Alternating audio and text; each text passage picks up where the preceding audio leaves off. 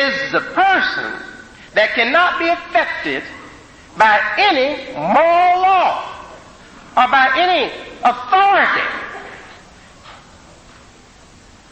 Why? Because they have ignored their own created policeman. God, in creating each human being, created us with a policeman in the core of our life. They have ignored their own created policeman for so long that their policemen have given up on them. Say, well, okay, you're on your own. So because they don't have that inherent policeman in their makeup, that created inborn policeman, they don't have it, no outside authority can have any effect on them.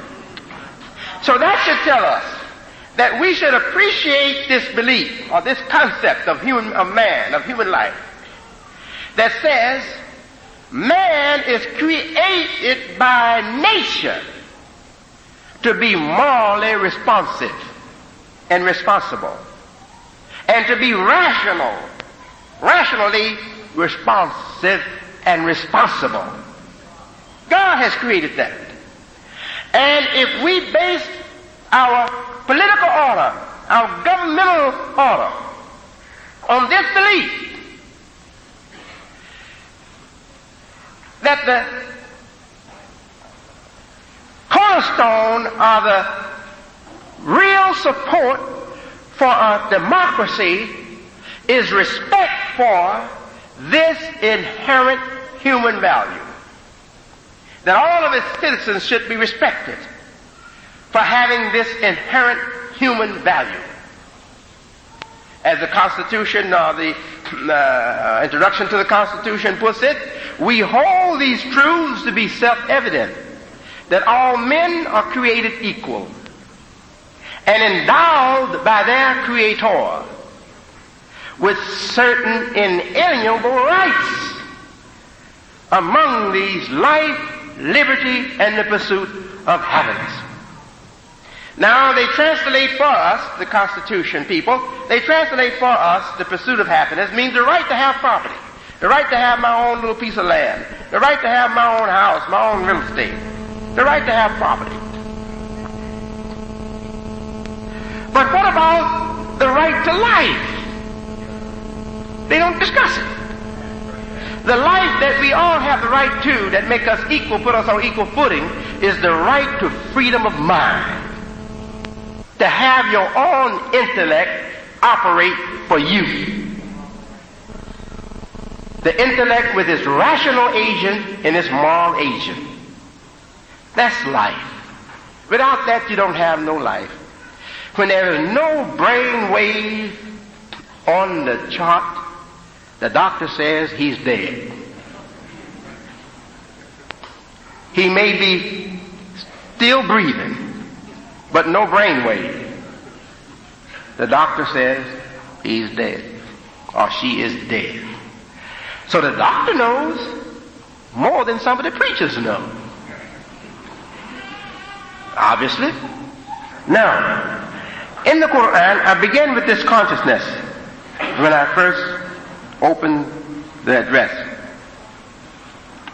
I'm going back to this consciousness with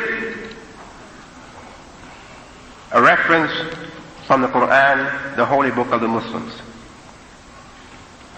And I'm going to give you the translation given here by Maulana Maududi, although it's translated slightly different by other translators, or the one that he approved for his publication.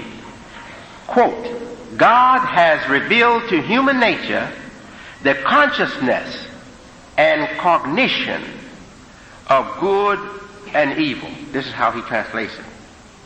Now, I will myself translate it because I know Quranic Arabic, and I'm a pretty good translator.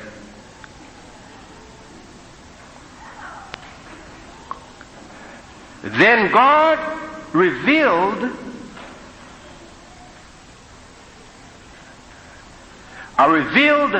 for it, God revealed for it, meaning the soul, its cognition and its regardfulness. It's taqwa. You who know the term taqwa. I don't have to elaborate on it. Taqwa. And it's taqwa. Revealed for it is fujur. It's cognition. And it's taqwa. It's regardfulness. It's regardfulness. Its regardfulness is this sense of good and evil, this sense of right and wrong, this sense of correctness and error, etc. Moral sense, the moral sense is this taqwa. This fujur is the impulse in the mind, the urge in the mind to know, the urge in the mind to know, to see, to accept responsibility, mental responsibility, to accept responsibility for its own function. This fujur, it is the urge in the mind. It comes before the taqwa. This urge in the mind or in the intellect to be curious, to want to know, to question things, etc., to want to make the proper judgment, etc. This urge is before the moral conscience, or before the moral consciousness. That urge is there.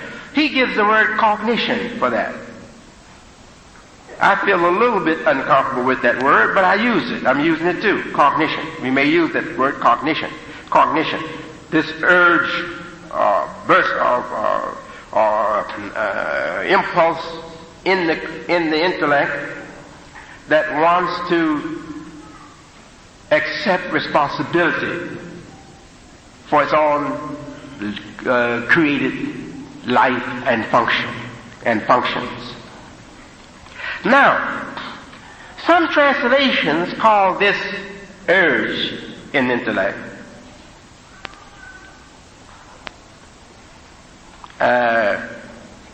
the wrong in the intellect, the defect in the human being, the wrong in the human being, the sin in the human being, the impurity in the human being. It calls it all his name. In my opinion, this kind of thinking is influenced by certain thinkers in Christianity who hold that man's original life, nature, is sinful, or the belief in original sin, the original sin, that Adam was created imperfect and he committed the sin of flesh, or sin, and that is the original sin, the first sin, and all of us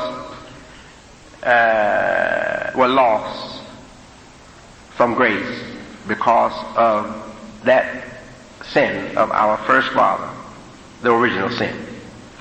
So that idea is unacceptable in Islam. There is no such thing as original sin in Islam. We believe that originally man was pure, without fault, without flaw, without error. What makes possible his flaws or his errors is the margin of freedom that God has created him for. God has created him for a margin of independent action or life. So this margin of freedom that God has given us is what makes possible the errors. When we start to act on our own, we are subject to error. But just as we are subject to error because we are acting on our own, if we ever depend solely upon our Creator, then our Creator aids us, comes to our rescue. And we will not be acting solely on our own again.